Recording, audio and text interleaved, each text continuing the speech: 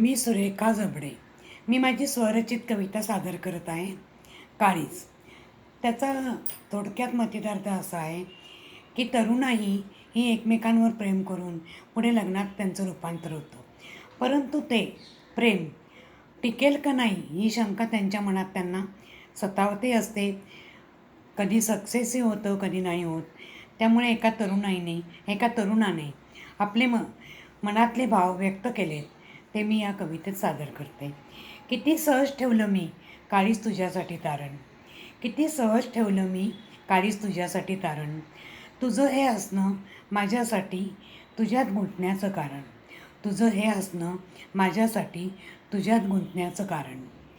तुझ्यात गुंतणे म्हणजे तुझ्यात गुंतणे म्हणजे प्रेमाचे आकर्षण. तुझ्यात गुंतणे म्हणजे प्रेमाचे आकर्षण. प्रेम कळले नाही तरी काळीज ठेवले तारण. प्रेम कळले नाही तरी काळीज ठेवले तारण. कोणाला माहीत पुढचे मरण. कोणाला माहीत पुढचे मरण. हसणेसुद्धा फसवे असू शकते जाणून. हसणेसुद्धा फसवे असू शकते जाणून. परत काळीज ओढून घेतले आपले मानून.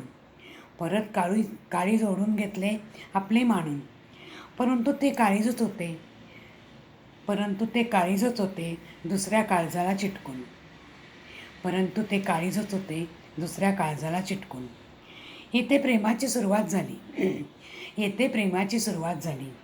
मनातील शंका दूर झाली. येथे प्रेमाची सुरुवात झाली. मनातील शंका दूर झाली. तेथे खऱ्या प्रेमाची किंमत कळाली. तेथे खऱ्या प्रेमाची किंमत कळाली. माझी होती ती मला मिळाली. माझी होती ती मला मिळाली. काळीज तारण ठेवलेले तसेच ठेवले. काळीज तारण ठेवलेले तसेच ठेवले. देवाला मी मागणे मागितले. देवाला मी मागणे मागितले. देवा एका काळजाची दुसऱ्या काळजाला किंमत कळू दे. देवा एका काळजाची दुसऱ्या काळजाला किंमत कळू दे. तिचे हसणे जरी जगण्याचे कारण ठरले. तिचे हसणे जरी जगण्याचे कारण ठरले तरी हे हसणे खरे ठरू दे. तिचे हसणे जरी जगण्याचे कारण ठरले तरी तिचे हसणे खरे ठरू दे. फसवेगिरीचा तिथे लवलेशी नसावा. फसवेगिरीचा तिथे लवलेशी नसावा. कारण ठेवलेल्या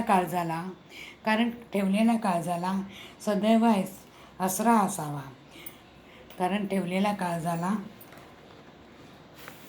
सदैव हसरा असावा. हसरा असावा.